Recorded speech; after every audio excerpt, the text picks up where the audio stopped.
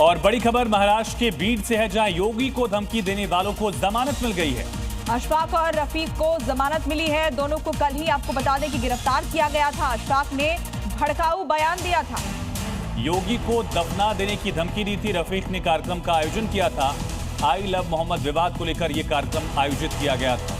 तो कल दोनों की गिरफ्तारी हुई थी और दोनों को अब जमानत मिल चुकी है। योगी को धमकी देने वालों को जमानत मिली है। अशफाक और रफीक इनका नाम है। आई लव मोहम्मद विवाद को लेकर मौलाना की तरफ से तकरीर में ये धमकी दी गई थी कि अगर गुस्ताखी की गई तो योगी आदित्यनाथ को वही दफना देंगे। इस तरह का जिक्र किया गया था। और सीधा रुक करेंगे हमारे साथ सहयोगी अंकुर त्यागी, लाइव कनेक्ट। अंकुर, क्या धाराएं लगाई गई थी कि इतनी जल्दी जमानत भी मिल गई दोनों आरोपियों को, मुख्यमंत्री तक को धमकी देने के बाद? पहले मैं आपको इलाके की ग्राउंड रियलिटी दिखा देता हूं। हम बीड इलाके में, बीड से तकरीबन 90 किलोमीटर की दूरी पर ये इलाका है। माजलगांव इस इलाके को कहते हैं और ये वो चौराहा है। इसके अंदर जो गली है वो जो दिख रहा है आपको, जो मस्जिद है मस्जिद मुस्तफ़ा, यहीं पर 23 तारीख को तकरीर हुई थी। उस तकरीर में 2 व्यक्ति थे जिनके खिलाफ पुलिस ने FIR लिया।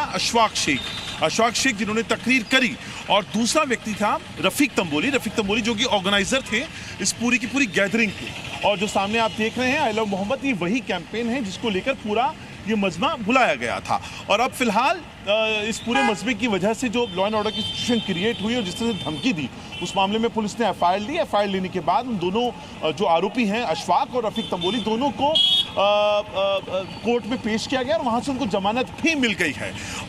लेकिन ये समझना बहुत ज़रूरी है, इस पूरे इलाके के लोगों से बात करना बेहद ज़रूरी है कि उनके लिए आई लव मोहम्मद कैंपेन क्या इंपॉर्टेंट है। क्या नाम है भाई साहब आपका? बाबा पठान। आप यहीं रहते हैं? ये आई लव मोहम्मद कैंपेन क्यों ज़रूरी है, मैं आप जान रहा हूँ। ये जो इस्लाम बोलता है ये करने के लिए। हमारे जो एक नबी है, वो नबी के ऊपर किसी ने गुस्ताखी की है, उस हरामजादे के ऊपर ये आई लव मोहम्मद के लिए कर रहे हैं। जैसा कि आप समझो, मैं आई लव मोहम्मद बोल रहा हूँ तो मेरे को पुलिस वाले देखते हैं जेल में डालते हैं कि नहीं, तो देखेंगे। अच्छा, यहाँ से तकरीर हो रही थी, हम सुना आप लोग आए थे, उस तकरीर में शामिल थे आप लोग? मैं नहीं था, मैं थोड़ा बाहर गया था उस दिन। अच्छा।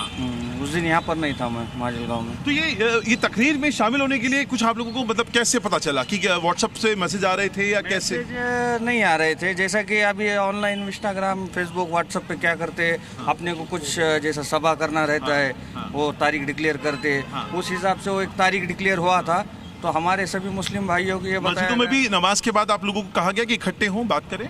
नहीं, मस्जिदों में तो नहीं कहा गया, लेकिन ऐसा ही हम सब लोग कम्युनिकेशन हुआ। हाँ, कम्युनिकेशन हुआ, कर दिए। अच्छा, यहाँ से मैं देख रहा था, आपको भी पता चला होगा, योगी को खूब बहुत गालियाँ पड़ी यहाँ पर, उनके खिलाफ जिन्होंने दी उनके खिलाफ FIR भी हुई, उनके बारे में पता चला आपको? नहीं, मैं सुना हूँ, लेकिन मेरे को इतना कंफर्म मालूम नहीं है क्या बोला था। मैं उस दिन था ही नहीं यहाँ पर।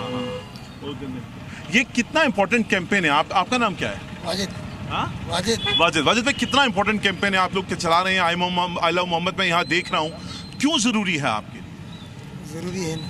क्यों जरूरी है, सवाल ये है ना। चलिए, वाजिद भाई को है, और भी लोग हैं। आप ये आई लव मोहम्मद कैंपेन जो चल रहा है, ये क्यों जरूरी है? मैं आप लोगों को पे नहीं आया। ये आप जो पूछ रहे हैं कि क्यों जरूरी है, जैसा मेरा इसलिए सवाल, मैं बताता हूँ क्यों। सुनिए, जैसा मछली पानी के बगैर जिंदा रहेंगी क्या? नहीं रहेंगी। वैसा मुसलमान ईमान के बगैर जिंदा नहीं रह सकता। सवाल ठीक है, आप लोग कितने सालों से हैं, लेकिन आज तक कैंपेन नहीं हुआ, अचानक से हुआ और उस पर FIR हुआ, इसलिए मेरा सवाल। आज तक